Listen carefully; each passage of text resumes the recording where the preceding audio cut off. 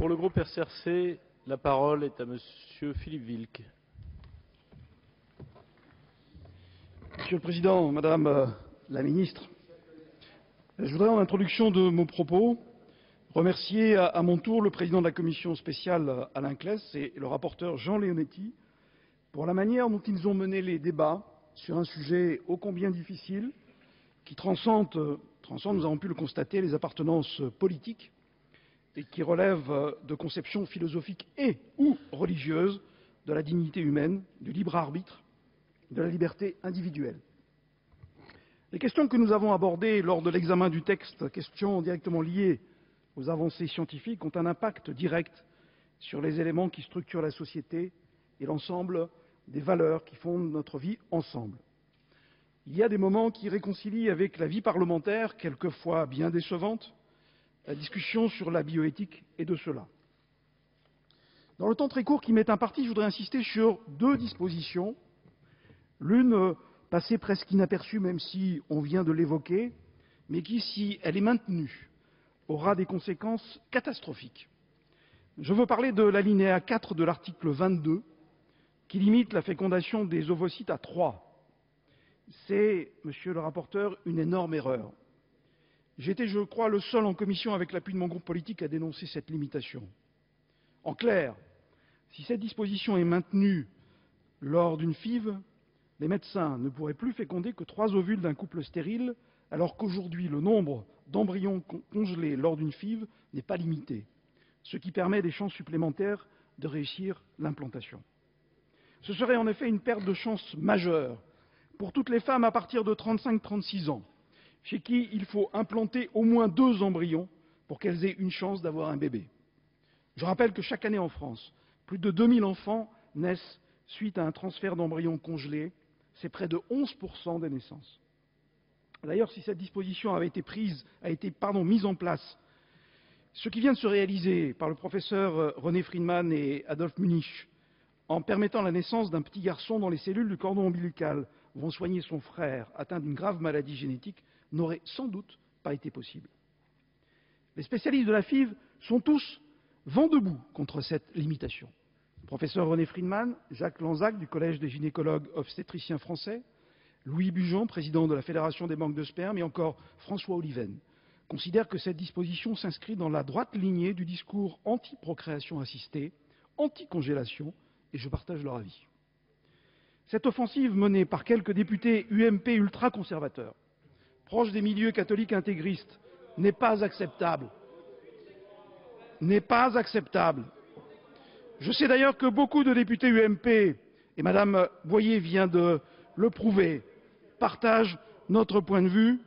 Alors, Madame la Ministre, si elle daigne m'écouter, Madame la Ministre, Monsieur le rapporteur, ne laissez pas faire cette idiotie, il en va de notre crédibilité.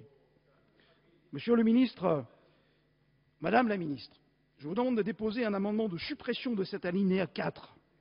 Laissons les médecins, les spécialistes travailler en paix. Laissez-leur un peu d'air, laissez-les innover. Quant à l'article 23, qui est le cœur du dispositif et qui concerne la recherche sur l'embryon et les cellules souches embryonnaires, quelle déception. Cet article 23 maintient le dispositif antérieur existant d'interdiction dérogation qui semble également vouloir maintenir le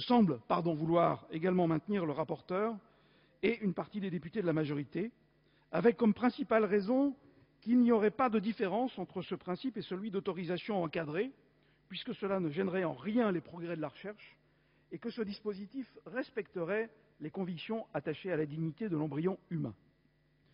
Cette approche me semble restrictive, d'abord parce que le dispositif actuel n'est pas complètement satisfaisant, et qu'ensuite il peut pénaliser la recherche.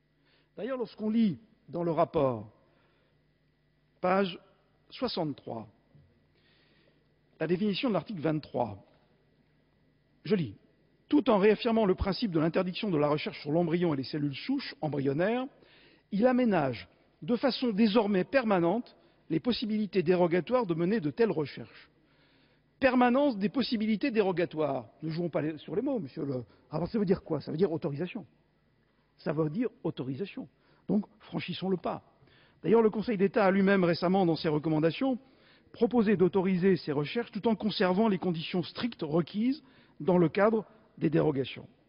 Et puis, c'est le plus important. Dans la pratique des avancées scientifiques, certaines n'ont pu être autorisées, voire évaluées. C'est le cas de l'utilisation de la méthode de congélation ultra-rapide des ovocytes par rapport à la congélation lente, seule méthode autorisée en France. Résultat, un peu partout en Europe et dans le reste du monde, Belgique, Italie, Espagne, Portugal, Japon, États-Unis, Argentine et j'en passe, la technique de congélation ultra-rapide des ovocytes est autorisée dans le cadre de la fécondation in vitro, ainsi que dans le cadre de la gestion quotidienne du don d'ovocytes. Notre pays n'a pas toujours accès à cette technique. Pourquoi ? Parce que les demandes d'évaluation de cette technique, demandées notamment par le professeur Friedman, ont été refusées par l'AFSAP et l'ABM en raison d'une interprétation particulièrement discutable des lois bioéthiques par le Conseil d'État, qui assimile cette technique à la recherche sur l'embryon. Voilà un exemple concret qui montre la nécessité d'autoriser la recherche sur l'embryon en maintenant un cadre strict de ces recherches.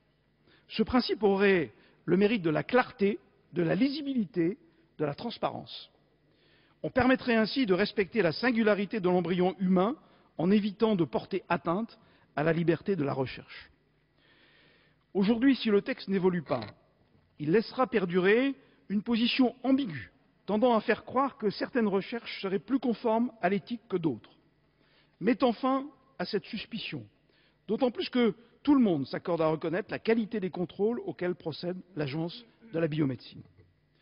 Un mot encore pour terminer.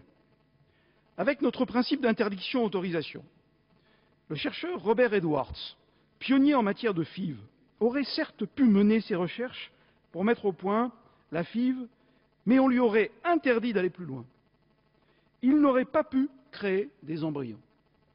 Je crains qu'avec le maintien de ce dispositif, la France puisse malheureusement revendiquer le Nobel de la frilosité. Monsieur le rapporteur, il est encore temps de faire évoluer les choses. Passer outre les calculs électoraux de l'Élysée, vous savez de quoi je parle. Pour conclure, et pour reprendre ce qu'a dit Axel Kahn, et qui devrait guider toute votre démarche, je cite, « La définition du bien, c'est tout ce qui concourt à la reconnaissance de la valeur de l'autre ».